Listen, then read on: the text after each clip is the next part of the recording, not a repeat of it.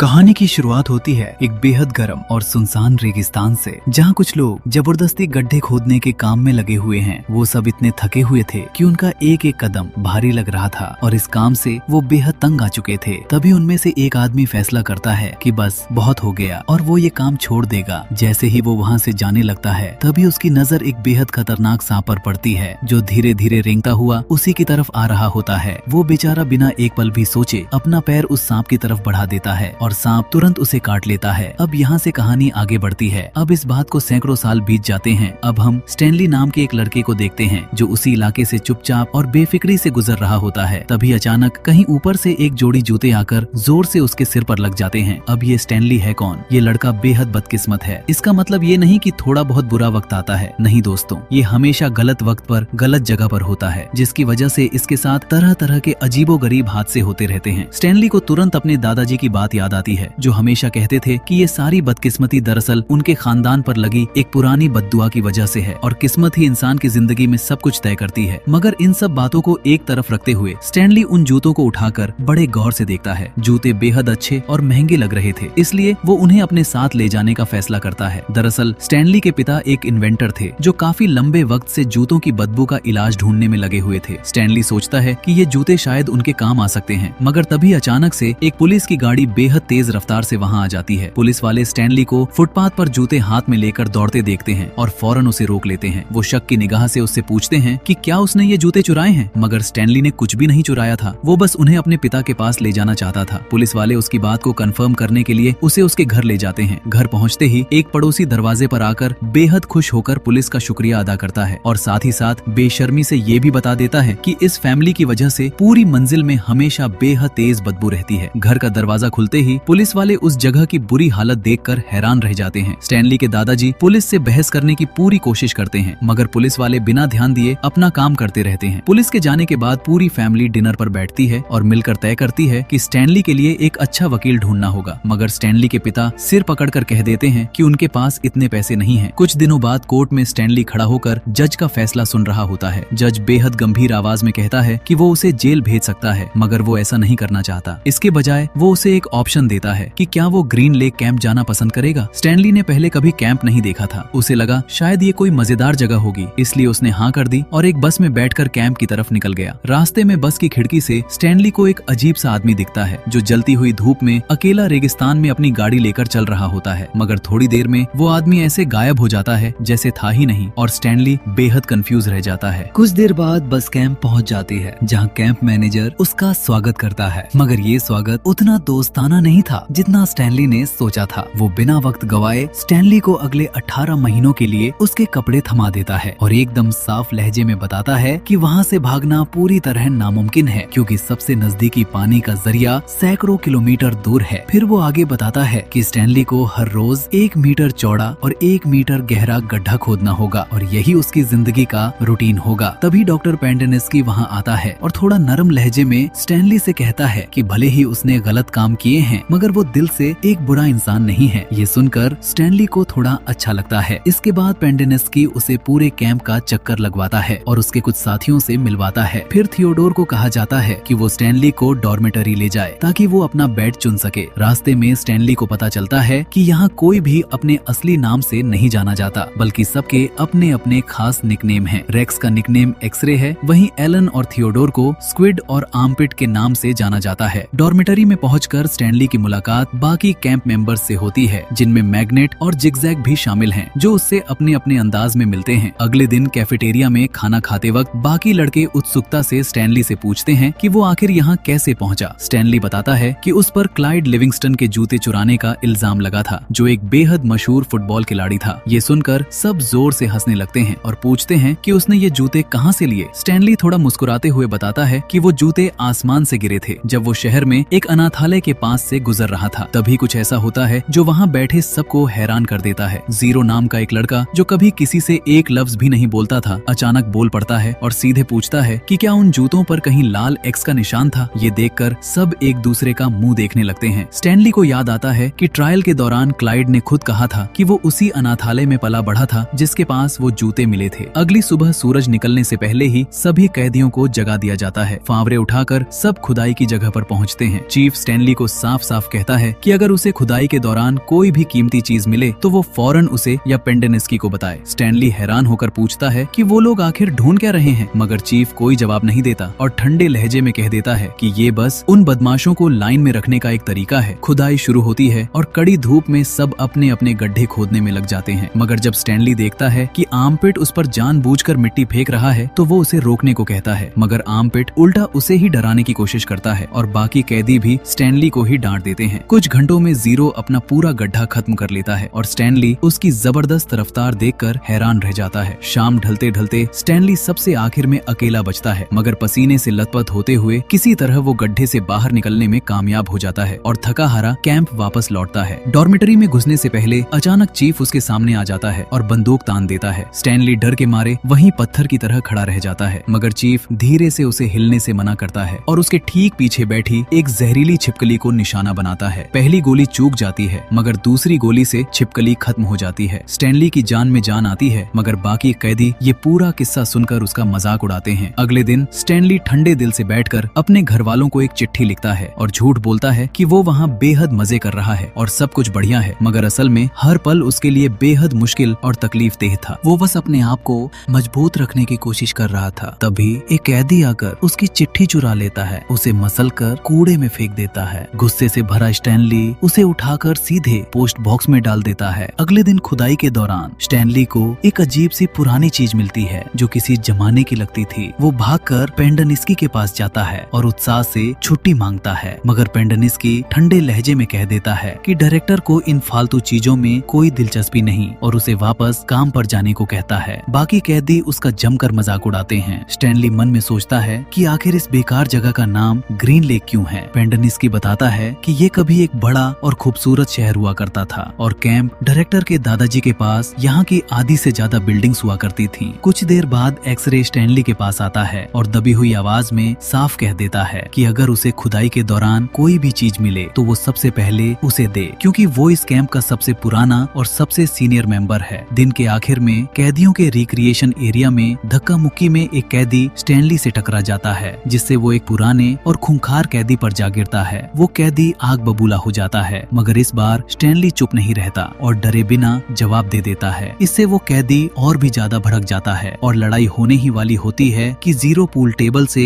एक भारी बॉल उठा लेता है, मगर इससे पहले कि कुछ बड़ा हो एक्सरे और उसके साथी बीच में आ जाते हैं और मामला शांत कर देते हैं। उस दिन के बाद से कैदियों ने स्टैनली का निकनेम केवमैन रख दिया, क्योंकि खुदाई में सबसे पहले कुछ ढूंढने वाला वही था और धीरे धीरे सब उसके करीब आने लगे और उसे अपनी प्रोटेक्शन देने लगे। एक दिन स्टैनली को अपनी माँ की चिट्ठी आती है जिसमें वो लिखती हैं कि घर में सब ठीक है। चिट्ठी पढ़ते पढ़ते वो हंसने लगता है। जीरो चुपचाप उसके पास आकर पूछता है कि वो इतना क्यों हंस रहा है। स्टैनली बताता है कि उसकी माँ ने एक बेहद मजेदार जोक लिखा है, मगर जब वो पलट कर देखता है तो जीरो अभी भी बिल्कुल चुपचाप उसके पीछे खड़ा होता है। स्टैनली उसे हटने को कहता है। तब जीरो बेहद सादगी से बताता है कि उसे पढ़ना नहीं आता, इसलिए वो देख रहा था कि स्टैनली क्या पढ़ रहा है। जीरो उससे पढ़ना सिखाने की गुजारिश करता है, मगर थका हुआ स्टैनली कह देता है कि काम के बाद वो इतना थका होता है कि बस सोना चाहता है। कुछ दिनों बाद खुदाई के दौरान स्टैनली को एक पुरानी गोली जैसी अजीब चीज मिलती है। वो फौरन सबको बुलाता है। एक्सरे तुरंत उसे लेकर पेंडेनिस्की के पास दौड़ना चाहता है। स्टैनली उसे रोकने की कोशिश करता है, मगर एक्सरे उसे घूर कर डरा देता है। आखिरकार स्टैनली सुझाव देता है कि इसे अगली सुबह दिखाएं तो ज्यादा वक्त की छुट्टी मिलेगी। सब मान जाते हैं और काम जारी रखते हैं। अगले दिन एक्सरे बड़े नाटकीय अंदाज में पेंडेनिस्की को वो चीज दिखाता है। कुछ ही देर में खुद कैंप डायरेक्टर खुदाई की जगह पर आ जाती है। वो पेंडेनिस्की को सबकी कैंटीन भरने का आदेश देती है और एक्सरे को बड़े इनाम के तौर पर 2 बार नहाने और एक कैंडी बार का तोहफा देती है। स्टैनली मन में हैरान होता है कि ये औरत इन सब कैदियों के बारे में इतना कुछ कैसे जानती है, जबकि वो उनसे बात भी नहीं करती। ग्रुप बताता है कि डायरेक्टर ने पूरे कैंप में कैमरे और माइक्रोफोन लगा रखे हैं। ये जानकर स्टैनली की रूह कांप जाती है और नहाते वक्त वो बेचैनी से चारों तरफ छुपे हुए कैमरे ढूंढने की कोशिश करता है। उस दिन से डायरेक्टर खुदाई पर और ज्यादा पैनी नजर रखने लगती है और सबको उसी जगह के आसपास और भी बड़े बड़े गड्ढे खोदने पर मजबूर करती है। आर्मपिट चालाकी से एक झूठ बोलने की कोशिश करता है और कैंप का एक पुराना धातु का टुकड़ा दिखाकर कुछ मिलने का नाटक करता है, मगर डायरेक्टर की तेज आंखें तुरंत उसकी चाल पकड़ लेती हैं और वो सबको फौरन वापस काम पर लगा देती हैं। साथ ही आर्मपिट को सजा के तौर पर पूरे 2 हफ्ते तक नहाने की इजाजत नहीं मिलती। शाम को कैंप एक बार फिर पुराने तरीके पर लौट आता है, जहां जहाँ हर किसी का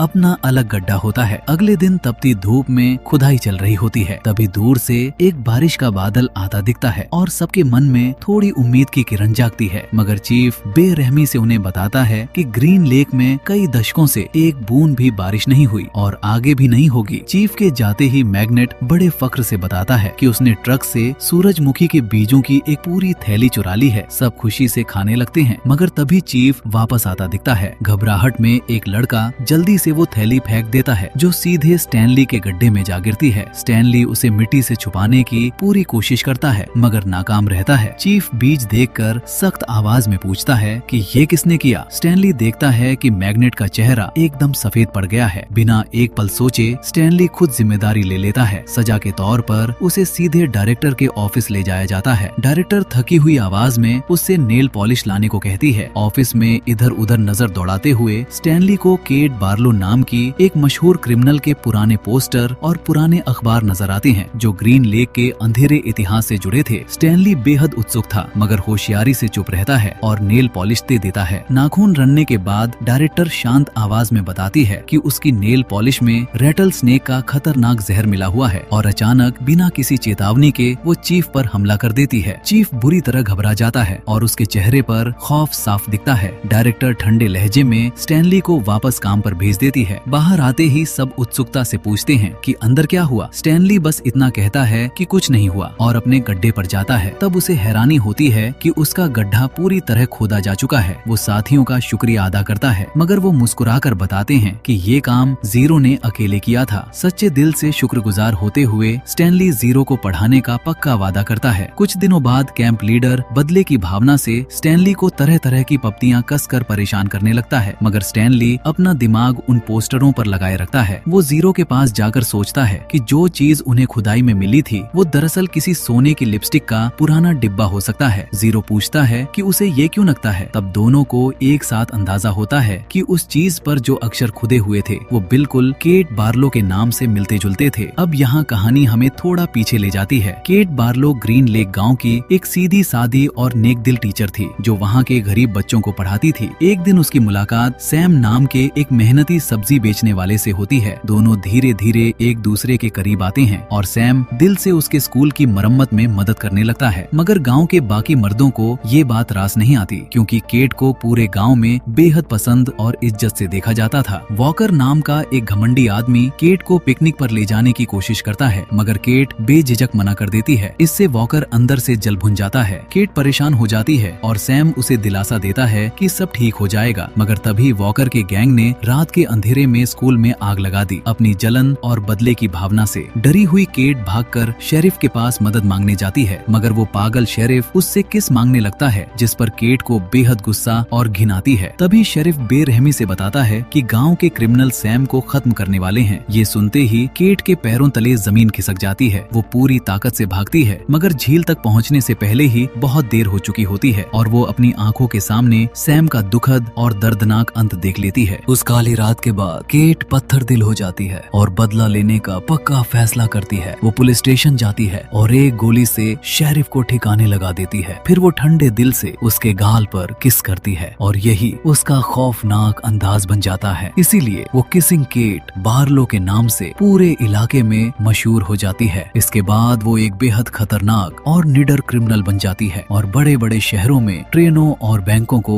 लूटने लगती है। वापस वर्तमान में आते हैं। स्टैनली अब जीरो को पढ़ाना शुरू करता है। पढ़ाई के दौरान एक दिन जीरो बताता है कि उसका असली नाम हेक्टर है। दोनों इतने करीब आ जाते हैं कि खुदाई के वक्त भी साथ साथ पढ़ाई जारी रखते हैं जिससे बाकी कैदी उनका मजाक उड़ाने लगते हैं। माहौल दिन ब दिन और तनावपूर्ण होता जाता है। एक दिन जिगजैग बेहद उकसाने वाले अंदाज में स्टैनली को ताने मारने लगता है और दोनों में जमकर लड़ाई शुरू हो जाती है। कैंप के अफसर बीच में आने की बजाय तमाशा देखते रहते हैं। तभी जीरो का गुस्सा फूट पड़ता है और वो जिगजैग का गला दबाने लगता है। इससे पहले कि कुछ बुरा हो पेंडेनेस की हवा में गोली चला देता है। सब डरकर हाथ ऊपर कर लेते हैं और डायरेक्टर को बुलाया जाता है। इस दौरान स्टैनली और जीरो को कई तरह से बेइज्जत किया जाता है। इससे थका हुआ और टूटा हुआ जीरो आखिरकार विद्रोह कर देता है और पेंडेनेस्की को जोरदार फावड़ा मार देता है और भाग खड़ा होता है। डायरेक्टर आग बबूला होकर गार्ड्स को उसके पीछे भेजती है और कैंप लीडर चालाकी से स्टैनली को गुनाहगार महसूस कराने की कोशिश करता है, ये कहकर कि ये सब उसी की वजह से हुआ। कुछ दिनों बाद एक नया कैदी कैंप में आता है जिसके हाथ पैर अजीब तरह से हिलते रहते थे, इसलिए सब उसे प्यार से ट्विच कहने लगते हैं। पता चलता है कि उसे बिना लाइसेंस के गाड़ी चलाते पकड़ा गया था। ये सुनकर स्टैनली के दिमाग में एक शानदार आइडिया कौंता है। अगले दिन कैदी एक नकली लड़ाई का नाटक करते हैं ताकि कैंप लीडर का ध्यान पूरी तरह बढ़ जाए। इस मौके का फायदा उठाकर स्टैनली चुपके से ट्रक में घुस जाता है और ट्विच उसे धीरे धीरे गाड़ी स्टार्ट करने के निर्देश देता है। स्टैनली खुदाई की जगह से थोड़ा दूर जाने में कामयाब होता है, मगर कुछ ही सेकंड में गाड़ी एक गड्ढे में जा गिरती है। ये देखकर स्टैनली समझ जाता है कि अब बड़ी सजा मिलेगी, इसलिए वो वहाँ से भागने का फैसला करता है। भागते भागते उसे जहरीली छिपकलियों से भरे कई खतरनाक गड्ढे मिलते हैं जिनसे वो बड़ी मुश्किल से बचता है। कुछ देर बाद उसे रेगिस्तान के बीचों बीच एक पुरानी नाव मिलती है। वहाँ पास में उसे जीरो एक गड्ढे की आड़ में आराम करता हुआ मिलता है। दोनों एक दूसरे को देखकर बेहद खुश हो जाते हैं और गले मिलते हैं। थोड़ा आराम करने के बाद दोनों एक पहाड़ की तरफ बढ़ने लगते हैं। स्टैनली बताता है कि उसके दादाजी ने एक कहानी सुनाई थी कि उनके परदादा एक बेहद लंबे और थकाने वाले रेगिस्तानी सफर में जिंदा इसलिए रहे क्योंकि उन्हें गॉड्स थंब नाम की एक खास जगह मिली थी। दोनों उसी अंगूठे की शक्ल जैसे पहाड़ की तरफ बढ़ने लगते हैं। चढ़ाई बेहद मुश्किल और थकाने वाली थी। जीरो की ताकत धीरे धीरे जवाब देने लगती है। अचानक जीरो उल्टी कर देता है और ढलान से नीचे गिरने लगता है। आखिरी वक्त में स्टैनली पूरी जान लगाकर उसे बचा लेता है। जीरो कुछ जरूरी कहने की कोशिश करता है मगर बेहोश हो जाता है। स्टैनली एक पल भी नहीं रुकता और अपने दोस्त को पीठ पर उठाकर ऊपर की तरफ बढ़ता रहता है। शाम ढलते ढलते दोनों एक छोटे से झरने तक पहुंच जाते हैं। काफी लंबे अरसे के बाद दोनों को पानी और खाना मिलता है और वो बेहद राहत की सांस लेते हैं। वहीं दूसरी तरफ स्टैनली के घर पर उसके पिता को आखिरकार जूतों की बदबू खत्म करने का वो जादुई फॉर्मूला मिल जाता है जिसके लिए वो बरसों से मेहनत कर रहे थे और वो अपनी पत्नी और पिता के साथ जोर जोर से जश्न मनाते हैं। पहाड़ पर दोनों भरपूर आराम के बाद जागते हैं। तब जीरो एक बड़ा राज खोलता है। वो बताता है कि असल में वही था जिसने क्लाइड के जूते उठाए थे। एक चैरिटी इवेंट में भीड़ भाड़ में गलती से उसके हाथ वो जूते लग गए थे, मगर जब पुलिस की तेज सायरन सुनाई दी तो घबराहट में उसने वो जूते एक पुल से फेंक दिए जो सीधे जाकर स्टैनली के सिर पर गिरे। मगर स्टैनली जरा भी नाराज नहीं होता और मुस्कुराते हुए कहता है कि किस्मत ने ही उन्हें एक दूसरे का दोस्त बनाने के लिए ये पूरा खेल खेला। दूर कहीं स्टैनली के माता पिता कैंप के लीडर्स के दफ्तर में पहुंचकर उन्हें धमकाते हैं कि वो जल्द ही वकीलों की पूरी फौज लेकर लौटेंगे। शाम को दोनों दोस्त मिलकर ग्रीन लेक के इतिहास का रहस्य हमेशा के लिए सुलझाने का फैसला करते हैं। स्टैनली को अंदाजा होता है कि अपनी लंबी क्रिमिनल जिंदगी के बाद केट बार्लो एक पैसे के बिना अचानक गायब हो गई थी। उसे वो गड्ढा याद आता है जहां उसे पहली बार सोने की लिपस्टिक मिली थी। वो जीरो को